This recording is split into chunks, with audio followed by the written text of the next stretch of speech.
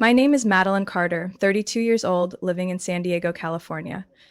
And that night was supposed to be nothing more than a warm evening before my wedding day.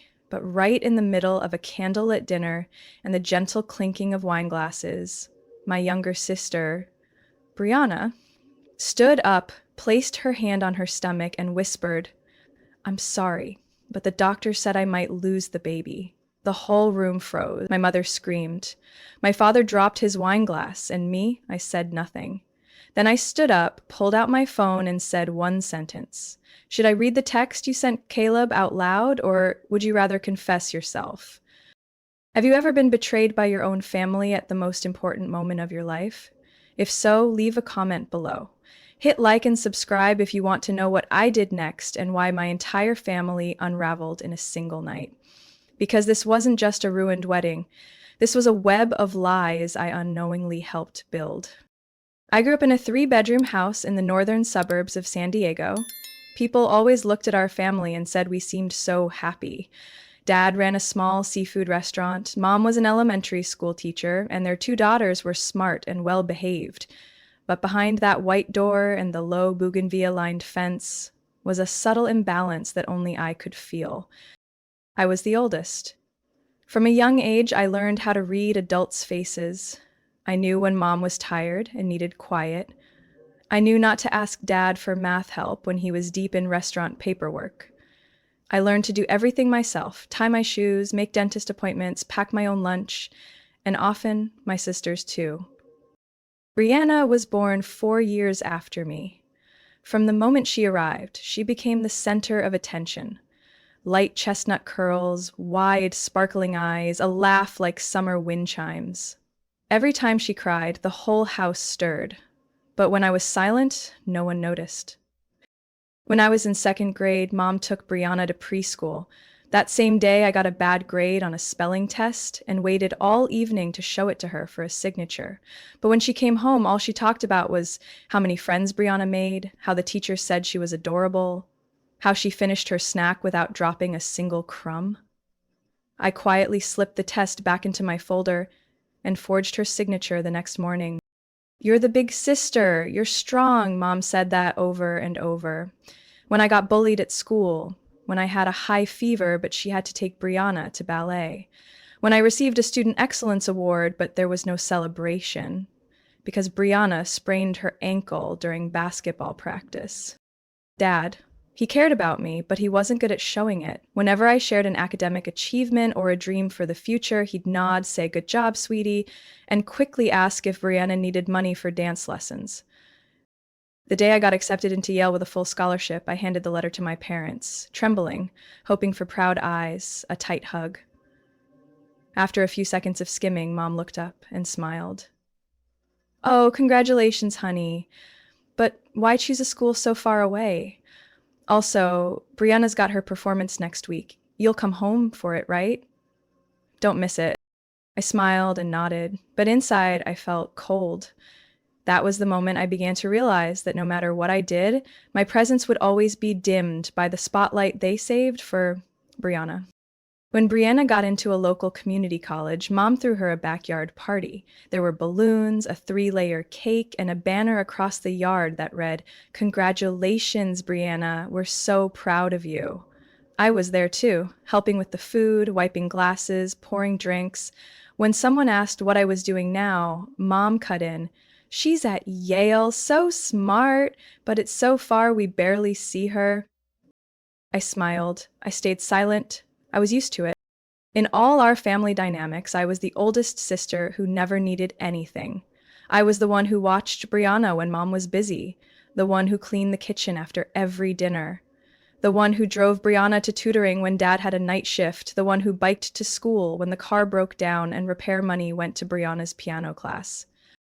I didn't blame her. It wasn't Brianna's fault. She lived in a world where everyone constantly said, "You're special," so she believed it was naturally true. She didn't notice what I missed because she never thought I needed to be seen. But I knew exactly what she received and what I had to give up. That's why I worked so hard. I studied relentlessly, held down jobs, won scholarships and awards, all to define my worth outside of that household. I left home at 18 with 2 suitcases, an old laptop, and a heart full of cracks. But I made a promise to myself. One day, I would succeed. I'd build a life no one could overlook. What I didn't expect was that in doing so, I'd step into another cycle. I kept carrying the weight, but on a larger, quieter, and more dangerous scale. And from the silence I had grown up with, I created a family of dependents. I didn't know how to escape. It all began with a phone call at 2 a.m. and ended with a tearful fake pregnancy scene. But to understand that, you need to know what happened next. Because it turned out being seen came with a price I never saw coming. I graduated from Yale in a volatile summer when the financial market was reeling and opportunities felt far away for fresh graduates. But I was used to no one paving the way for me. I applied to 37 firms, got 11 rejections, 5 interviews, and finally 1 offer from a small venture capital fund in Manhattan. I started in data analysis, a position few cared about in finance, but I saw it as a launch pad.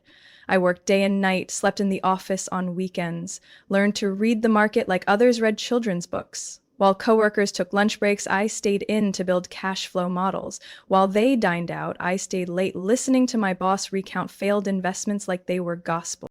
3 years later, I was promoted to portfolio manager.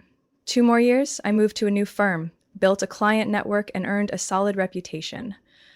By the time I was 29, I'd saved up enough trust, capital, and relationships to start my own fund. We focused on small businesses left behind after the pandemic, family-owned companies on the brink of collapse but still salvageable. I named it North Shore Capital as a reminder of where I came from, that quiet coastal house in San Diego full of unsaid things. I didn't visit home often, but I called once a month. The conversations were usually about Brianna, what she was studying, which role she was auditioning for, what boutique asked her to model.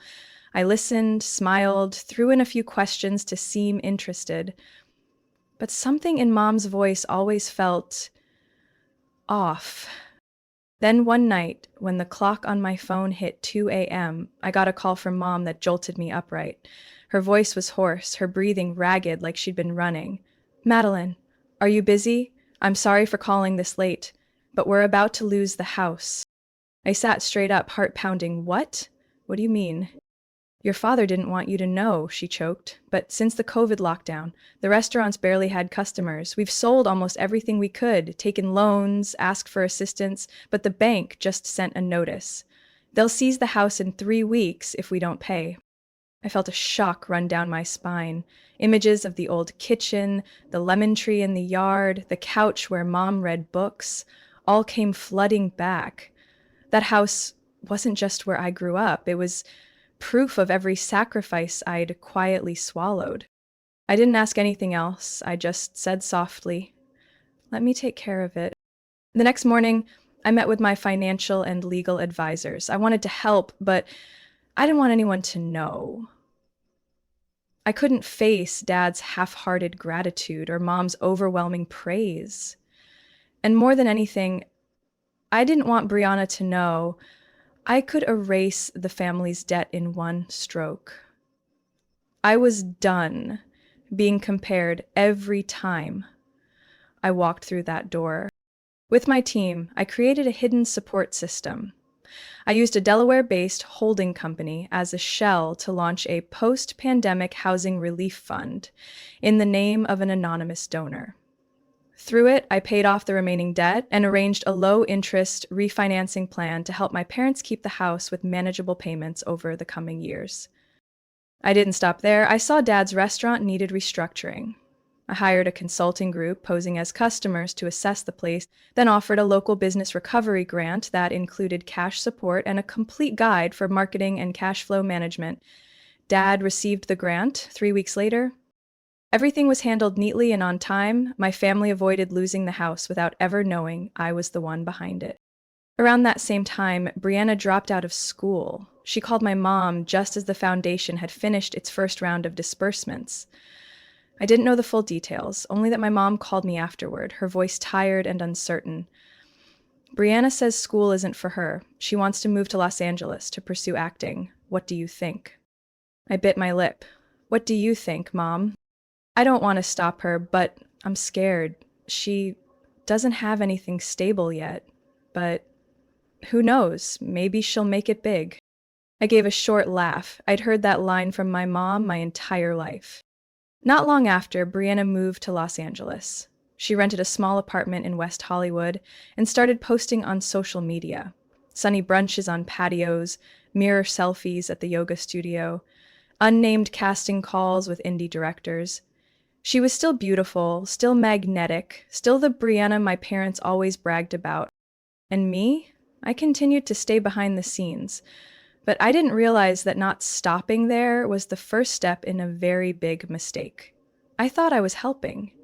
In reality, I was building a bridge the whole family was walking across, while I was the one holding up the beams, alone, invisible to everyone.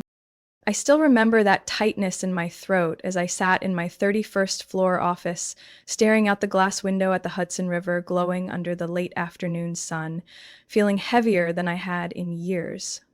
Ever since I heard Brianna move to Los Angeles, I had a feeling things wouldn't be simple. She was never the kind of person who could live frugally on instant noodles and a cheap shared apartment the way I once had. And just like I feared, less than 2 months later, Mom called again, with hesitation thick in her voice. Madeline, Brianna's having a little financial trouble. She's trying really hard, but rent in LA is more expensive than I expected. I sat quietly, my hand gripping the phone. How bad is it? Well, she's 3 months behind, but she's too embarrassed to tell you. Your dad and I don't have anything left to help. Could you help her out? Just this once? I didn't say anything, not because I was unsure, but because I had already predicted this call. I sighed, glanced at the financial spreadsheet on my screen, and typed a short message to my assistant. Set up new fund for young artists in California. Name it the Harding Fellowship. A few days later, Brianna received an email from what looked like a prestigious foundation, saying she had been selected as one of 10 promising new talents in the visual and performing arts. The fellowship included 12 months of rent coverage, a monthly stipend, sponsorship for 2 acting courses, and an independent artist development grant she could use however she wished for creative purposes. Of course she believed it instantly. Brianna was used to being chosen, favored, singled out. The idea that some organization saw her brilliant potential probably felt like a natural occurrence to her. I could still hear the excitement in my mom's voice on the phone. You won't believe how happy she is. She says it must be a blessing from above. She's finally starting to believe in herself. I gave a small smile, one I couldn't even tell myself was bitter or relieved. After the Harding Fellowship, I continued adding more layers to shield myself from being found out. A limited liability company under a generic name held the lease. A prepaid credit card issued through a third party supported her professional needs. I even hired a fake advisor, an actor and former colleague, to pose as the fellowship's representative. Every quarter, he called to check in on Brianna's artistic progress and gently suggested new grant opportunities. Everything was carefully calculated, discreet, and secure. Every dollar sent exactly when and where it needed to go so that no one, not even my own family, would suspect a thing. I thought I had everything under control, but like every chain of events born from good intentions without boundaries, I realized I had built a trap, and I was the one caught inside. I started noticing Brianna's first photos from social media. She was standing in front of a resort in Tulum, wearing a white silk dress, holding a cocktail. The caption read, "Recharge before the next big audition." A week later, another photo, dining at a Michelin star restaurant in Beverly Hills. Then, a pair of Italian leather boots, a designer handbag, and tickets to a fashion show in downtown LA. At first, I stayed silent. I told myself, maybe it's a gift from a boyfriend or her friends. Maybe it's an old photo. But when a second trip to Mexico popped up, on a private yacht with a group of girlfriends, I decided to audit the fund's spending account. I was stunned. Brianna hadn't just used the entire monthly stipend on personal indulgences. She had gone over the budget by at least double. The expenses listed as costume supplies for auditions were actually receipts from luxury fashion brands. Studio rental for voice practice was a deposit for a beachfront Airbnb weekend. She even bought a spa membership package under the excuse of vocal recovery therapy. I exhaled sharply and opened my laptop to start a video call with my financial advisor. "You still want to continue funding her?" he asked. "I'm not sure this counts as a reasonable investment anymore." "I know," I said, eyes fixed on the bloated transaction list. "But if I cut her off now, she'll have nothing. My parents will call. Everything will fall apart again." He studied me for a long moment before nodding. "Then let's add another layer of protection. Spending limits. Alerts if she goes over." I nodded, but deep down, I felt something crack. I wasn't just the benefactor, I had become the enabler of an unnamed habit. This feeling of entitlement without awareness. This assumption that blessings just arrive, without anyone questioning the cost. I thought I was saving my family, but in reality, I was keeping them stuck, preserved in a state of quiet dependency on something vague and distant, like the stage lights Brianna always chased but never truly reached. And I was behind the curtain, adjusting the wires, the spotlight, the set, never once receiving applause. Andrew proposed to me on a soft June evening in the small garden behind his house, where lavender bushes were blooming under the gentle golden light. There was no band, no cameras, no staging, just him kneeling, his hand trembling slightly, and a whisper, "I don't need anything else. Just every day with you." I cried, not from surprise, but I felt seen.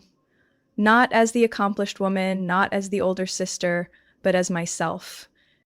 The engagement news spread fast through the family. My mom nearly screamed over the phone. My dad said, "That's wonderful. You deserve it," 3 times in a row, and each time made my throat tighten. But the person who surprised me most was Brianna. She texted me just minutes after I'd posted the news. "So happy for you. Andrew is perfect. The wedding's going to be the most beautiful of the year." I read that message at least 5 times. It was so perfect, it didn't feel real. I didn't say anything, just replied with a smiley face and, "Thanks, sis." Not long after, my mom suggested having Brianna as my maid of honor. I hesitated. I wanted to keep the peace, but there was a lingering hesitation I couldn't explain. Andrew, on the other hand, was thrilled. "I think Brianna will be so excited. Both sisters standing side by side on the big day. That's kind of beautiful." I nodded, forcing a smile. "Yeah, I guess it is." Right from the beginning of the wedding planning, Brianna was enthusiastic, almost excessively so. She created a separate email account to handle communication with vendors, offered to manage the schedule, and said she wanted to take the pressure off me. I agreed, partly because it seemed like a simple gesture, and partly because I was genuinely exhausted from the mountain of work at the company. But then, strange things started happening. The printed invitations were supposed to arrive from a print shop in Seattle via express delivery. I checked the tracking number every day, but as the deadline approached, no package showed up. When I called the print shop, they confirmed it had been shipped a week earlier and signed for at my home address. I was confused. Andrew hadn't seen anything, and I hadn't received any delivery notification. A few days later, I found the package in Brianna's car trunk. "Oh my gosh, I forgot," she laughed, rubbing her forehead. "I stopped by your house that day and saw the box on the doorstep, so I grabbed it. Then I guess I left it in the car. My brain, right?" I gave a strained smile. "Next time, just let me know, okay?" "You think I stole it?" Her voice suddenly turned cold. "I'm your maid of honor, Madeline." I shook my head. "No, I didn't mean that. It's just... this stuff's kind of important." Less than a week later, I got an email from the wedding venue saying the reservation had been canceled at the request of Ms. Madeline Carter. I nearly dropped my phone. I called immediately. The receptionist confirmed that a young woman had called to cancel, saying the bride wanted a more intimate location. She added the caller identified herself as Brianna Carter, the wedding coordinator. I sat frozen in my car for at least 10 minutes after that call. I didn't tell anyone, not Andrew, not my mom. I just opened my laptop, logged into the secondary email account we'd been using for the wedding, an account Brianna had full access to, and started going through every message. Nothing was blatantly obvious, just cleverly worded emails, polite on the surface but subtly suggesting delays, changes, or outright rejections. In an email to the florist, she wrote, "Due to a change in the plan, please reschedule our meeting for next week. If not possible, kindly cancel." It was signed, Madeline C. I swallowed hard. My hands trembled as I scrolled to the email sent to the stage designer. The bride is considering a simpler decor package. Please hold off on prep work until further notice. And then, no follow-up confirmation. I called Brianna that evening. Her voice was cheerful, carefree, as if nothing had happened. I wanted to ask you about the email to the venue. Which email? She hesitated. You canceled the reservation without telling me? Oh, that one? I thought you changed your mind. Didn't you say it felt a bit crowded there? I said I wanted to tweak the menu, not cancel everything. I'm sorry, I just thought, no. You didn't think. What are you doing, Brianna? Silence on the other end. A long, heavy pause. I just wanted to help you have a perfect wedding, she said through clenched teeth, trying to sound calm. You never trust me. Because I have reasons not to, I whispered. I hung up, exhaling slowly, a weight pressing down on my shoulders like thick dust. I didn't realize then that I was only scratching the surface of the iceberg. But I was starting to see clearly. The person closest to me, the one I'd protected most, was also the one most capable of tearing it all apart. And everything I had tried to hide for so long might be about to resurface and drown everything. I used to think that funding Brianna from behind the scenes was a way to keep control and maintain distance. But I was wrong.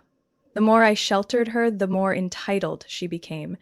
And as the oddities piled up during the wedding preparations, I couldn't ignore it anymore. One night in late October, I sat alone in my home office, the warm yellow glow of the desk lamp washing over my computer screen. I logged into the financial system I had created to monitor the support funds. From the beginning, I had asked my advisor to design a simple interface that would let me access Brianna's transaction history if necessary. When I opened the statement for the month, my heart clenched. A suspicious purchase appeared, a transaction at an online pharmaceutical site specializing in fake pregnancy props for performance purposes. 2 days earlier, another payment had been recorded, printing of medical documents and clinic verification stamp. I clicked for more details. The attached invoice included a fake positive pregnancy test kit, a sample ultrasound of a 3-week-old fetus, and a list of common symptoms for someone to memorize if pretending to be pregnant. I leaned back in my chair, a chill running down my spine. Each detail was laid out like a script, planned in advance. I then opened the message logs saved through the financial system's oversight permissions. In a series of encrypted chat messages, the recipient was someone named Caleb, a name I had never heard before. The first message from Brianna, sent just before midnight, read, "Pregnancy stuff's ready. Fake documents, clinic stamp, even the ultrasound is done, now just waiting for the right moment." Caleb responded, "Are you sure? What if someone checks?" Who would dare? The whole family's too busy prepping for the wedding, and she's too busy being Miss Perfect. I just need one moment. What moment? The rehearsal dinner. Everyone's there. I'll say I'm pregnant, but there's a complication. All eyes on me. No one will care about her dress after that. I clenched my hands until my knuckles turned white. I kept scrolling, heart pounding. Then I stopped. An older thread, time-stamped 3 weeks ago. Rihanna had sent a screenshot of a message exchange. The recipient, Andrew. I always thought we could have been something if she hadn't gotten in the way. I didn't need to look closely. I recognized the chat app's interface. It was their private thread. I picked up my phone, found Andrew's name in my contacts, but didn't press call. I didn't know what I wanted to hear, a confession, a denial, or just some reasonable explanation, but deep down, I already knew. Andrew wasn't someone who could be easily swayed. If he had responded, I would have known. Still, the thought didn't erase the deep sting of betrayal. I spent the rest of the night downloading every piece of evidence: messages, invoices, screenshots of transactions, even the address of the print shop Brianna had used for the fake documents. I stored each file neatly organized in a private folder labeled Truth Folder. The next morning, I went to the hospital where Andrew worked. We sat together at the small cafe on the first floor. He looked at me, concerned by the seriousness on my face. "What's wrong?" he asked gently, like speaking to a fragile patient. I pulled out my phone and opened the message. "Do you remember this?" He stared at the screen. After a few seconds, his eyes widened, then narrowed into a frown. "She actually sent that?" he asked. I nodded. "What did you say back?" "Nothing. I deleted it. A long time ago. I didn't want to stir things up." "You didn't tell me because you didn't want to hurt me?" "Because I thought it was just a dumb impulse, a moment of immaturity. I didn't think she'd go this far." I stayed silent, eyes locked on the full coffee cup in front of me. "What are you planning to do?" he asked, his voice softening. I didn't answer right away. I wasn't sure. But I knew I had to do something. Because this wasn't just about petty mistakes anymore. It wasn't a slip-up or quiet jealousy. This was a deliberate, calculated plan meant to destroy the most important day of my life. And maybe it was in that very moment, sitting in that cafe, looking at Andrew, not denying, not deflecting, just listening, that I understood. And I wasn't alone. But before I could step into a different life, I had to do one thing. End, once and for all, the silent spiral I had created for myself. And to do that, I would have to face the truth. Publicly, clearly, in front of my whole family and Brianna. The rehearsal dinner was held at a rooftop Italian restaurant where soft golden lights fell over crisp white tablecloths, and wine glasses caught the last hints of November sunset. Both sides of the family were present. The atmosphere was elegant yet warm, just as I'd hoped. I had chosen this place carefully, wanting the evening to be a celebration of love, not a performance. But when Brianna walked in, I knew something was off. She wore a cream-colored dress that clung tighter around her stomach than usual, and her designer heels didn't even try to hide the deliberately sluggish walk. Her hand kept resting on her stomach like a reflex she had rehearsed. My mother rushed over immediately, her voice low with concern. "Are you okay, Brianna? You look pale." "It's just a few signs," she said with a strained smile, her voice loud enough for at least 3 nearby tables to hear. "Doctor said I should rest, but I couldn't miss tonight." I quietly sat beside Andrew. The wine in my glass shimmered, but my hands were steady. I was ready. The years of silence, of stepping back, of forgiving, everything led to this moment. As dessert was served, the lights dimmed slightly and my father stood up, raising his glass for a toast. The room began to quiet, but just as he opened his mouth to speak, Brianna slowly rose to her feet, one hand over her stomach like an actress reaching her climax, then let out a faint moan. "I'm sorry, I didn't mean to interrupt," she said, loud enough for everyone to hear. "But the doctor just called. I might be losing the baby." The room fell heavy like lead. My mother gasped and shot up from her chair. My father stood frozen, his glass still raised. The guests murmured in confusion and alarm. All eyes turned to Brianna, now seated again, hands over her belly, lips trembling, eyes shimmering with tears. I stood up, not rushed, not angry. I simply set my wine glass down and pulled a phone from my purse. "Brianna," I said, my voice calm but cutting through the silence, "do you want me to read the message you sent Caleb, or would you like to read it yourself?" She looked up. For a split second, panic flashed in her eyes, then quickly morphed into rage. "What are you talking about?" "The message from the 11th, I continued, holding up my phone so everyone could see. "The pregnancy plan is ready, fake documents, clinic stamp, ultrasound. Done. just waiting for the moment to drop it. I turned the screen to the crowd, slowly scrolling through screenshots, the receipt for fake positive test kits, the email booking a document printing service, even a still image from a clinic security camera showing Brianna walking out of a mental health office, not an OBGYN as she had claimed. No one said a word. Every gaze shifted from me to her. She stood frozen, lips tight, eyes burning red. Then suddenly she screamed, "You're sick! You were spying on me? Violating my privacy? What's wrong with you, Madeline?" "You call that privacy?" I replied, steady. "And what do you call faking a pregnancy to hijack your sister's wedding? Love? You're insane. You always want to control everything." I looked at her, not with fury, but with exhaustion. If I really controlled everything, maybe I wouldn't be standing here right now, exposing the truth you should have been brave enough to admit yourself. I paused. "And if you must know, yes, I did control a lot. The mortgage on our parents' house, your credit debt, your car, the fake scholarship you used, even the photography studio you used for your little social media life."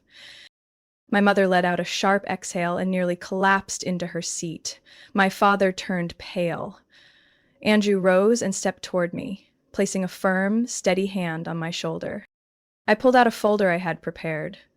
One by one, I unfolded each document slowly, deliberately, so no one could look away. Bank transfers, payment receipts, the agreement authorizing the Harding Fellowship grant, the catering invoices routed through my holding company. I looked my parents in the eye. I'm the one behind all those miracle lifelines, every dollar, every year. The room was so still I could hear glass trembling on the tabletop. I turned back to Brianna, my voice lower now. "You think I tried to control you? No, I tried to keep you from crashing, from being exposed, from ruining yourself. But if you want everything out in the open, here it is." Brianna was shaking. She had nothing left to say, and I, finally, had nothing left to hide. I stood there, the shock still thick in the air. People stared, stunned, confused, some looking at me like they were seeing me. But I didn't flinch or blink. I had stayed silent too long. "I'm the one who's been keeping this family afloat for 6 years," I said, voice calm, though it burned inside. "Rent, bailouts, scholarships, living expenses, medical insurance. The credit cards my sister maxed out every month. No miracle, no luck. Just me." A few murmurs rippled from the back. My mother sank into her chair, face in her hands. My father stood motionless, arms limp at his sides, eyes distant as if mentally retracing every moment he'd thought was providence, but was just me, hiding behind anonymity to protect his pride. And Brianna, she stood still, face white. I saw the exact second her expression changed, from shocked to horrified. Her eyes welled up, not with remorse, but with the panic of losing control. I didn't need to scream or cry. I simply said the next sentence like a stone dropped in water. "Starting today, not one of you will receive another cent from me. No allowances, no scholarships, no anonymous support packages, nothing." Someone near the back gasped. A distant aunt placed a hand over her heart. My mother stammered through shallow breath. "How could you?" I turned to her, direct. "I did it because I thought I could save this family. I believed that if I gave enough, sacrificed enough, I would finally be seen, loved, but I was wrong. I've never been the daughter who was loved, just the one with the wallet." My father's lip twitched. He started to speak, then stopped. That look in his eyes. It wasn't the look of a proud patriarch. It was the gaze of a father realizing his eldest daughter had been carrying the entire family on clenched shoulders and a fake smile. Andrew stood from his seat, walked to me, said nothing. He took my hand, a simple gesture, but one that steadied everything inside me. His hand was warm and solid, like a promise. "I still want to marry you," he whispered close, voice steady in the silence. "But let's start over, from scratch. Not for them, for you, because you deserve a life where you don't have to prove anything anymore." I looked at him, eyes glistening but dry. For the first time at a family event, I didn't feel small. I wasn't the shadow who made everything work behind the scenes. I felt seen, chosen, enough. Brianna stood still, her arms hanging by her sides. She opened her mouth as if to respond, but no words came out. I saw her lips press tightly together, like speaking would only expose something even more shameful. I looked around the room. These were the relatives who had only ever known me through brief introductions. The oldest niece, works in finance in New York. They never asked more, never cared to know deeper. But now they were looking at me like someone entirely different, and in those stares, I realized what I needed to let go of wasn't just money. It was the hunger for recognition from people who never saw me as enough. I bowed my head just once that night, not out of regret, but to mark an ending. Then I turned, still holding Andrew's hand, walking past all those stunned faces. Behind me came the quiet sound of chairs shifting, the murmur of confusion, the stifled sob of my mother. But I didn't stop. I'd come too far to return to being the silent one carrying everything again. And it was time the people I once protected learned how to stand on their own feet. Just a few days after the rehearsal dinner, the collapse began. Quiet as the season's first rain, not loud, but sinking deep.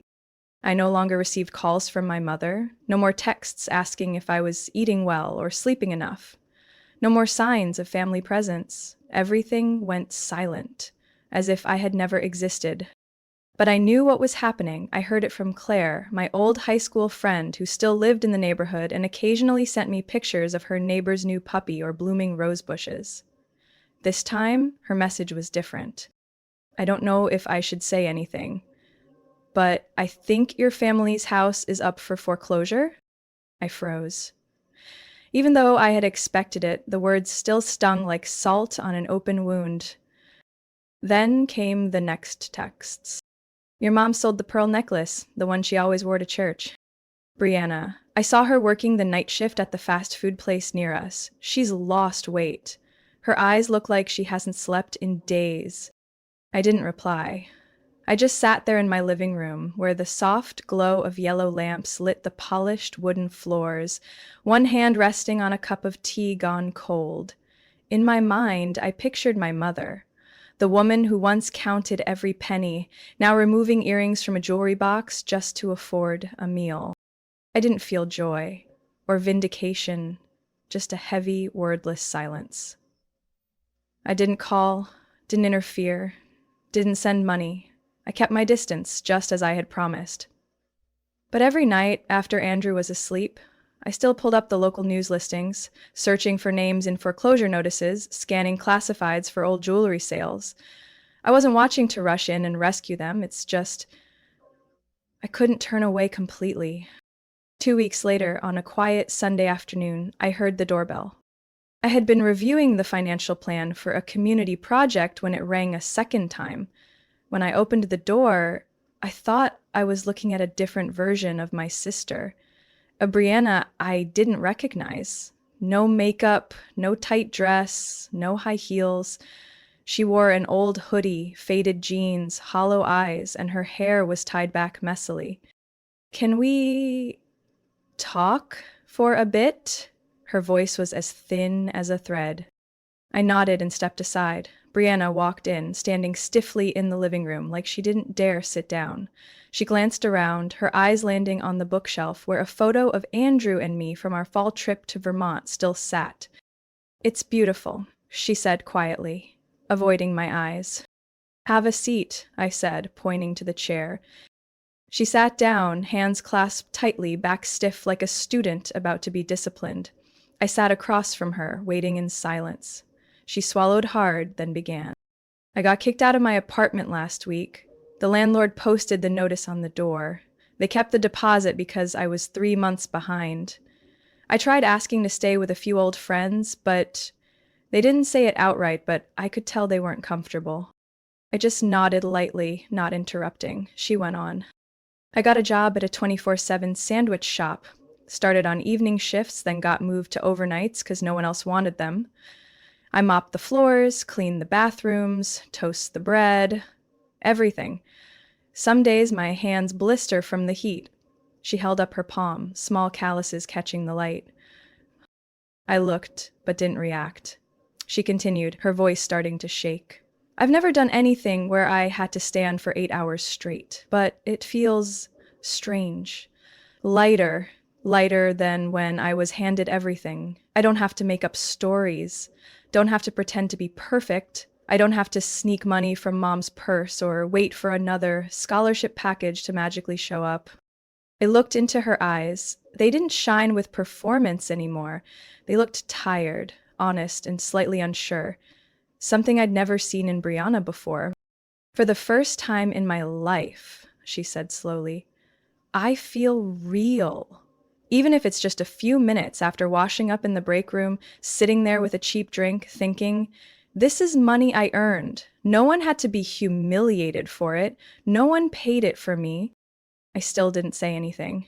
Part of me wanted to soften. Another part still carried too much hurt to let go so quickly. I didn't come here to ask for money, Brianna added. Not for pity, either. I just wanted you to know, I get it now. The cycle you were stuck in, I've been in it too. Only difference is you tried to break out by carrying everything. I just kept acting so no one would know I was drowning. I leaned back in the chair, exhaled a long breath. You came just to say that? She nodded. If you never want to see me again, I understand. But I want you to know, I'm trying to change. I haven't done anything big, but I've stopped blaming. That last sentence, short, simple, caught in my chest. Maybe because for years I was always labeled cold, controlling, distant. But no one ever looked at me and said they understood why I became that way. No one in this family had ever told me they saw me. I didn't hug Brianna, didn't forgive her on the spot, but I stood, walked to the kitchen, brought out 2 cups of hot tea and set them on the table. And we sat there not saying anything more, just listening to the tick of the clock, the soft steam rising from our cups and a silence that wasn't bitter. I didn't know what would come next, but in that moment, I knew I wasn't entirely alone anymore. And maybe, finally, Brianna had planted her feet on solid ground. 6 months passed, like a gentle stream after a storm. Andrew and I decided to have a wedding. Not grand, not covered in the press, not with an endless guest list. Just a small ceremony in the backyard of our new home in Hudson Valley, where the lavender was in bloom and the afternoon breeze smelled like fresh grass. I no longer wanted a dream wedding with an Italian-made gown or 6-course dinner in a glass ballroom. What I needed was warmth and the presence of people who truly wished me well. Not for money, not for image. We invited just about 30 people. Close colleagues, old classmates, our family doctor, and a few kind neighbors who had watched my cat when I traveled. And among those seats, I left one unnamed. But I knew exactly who it was for.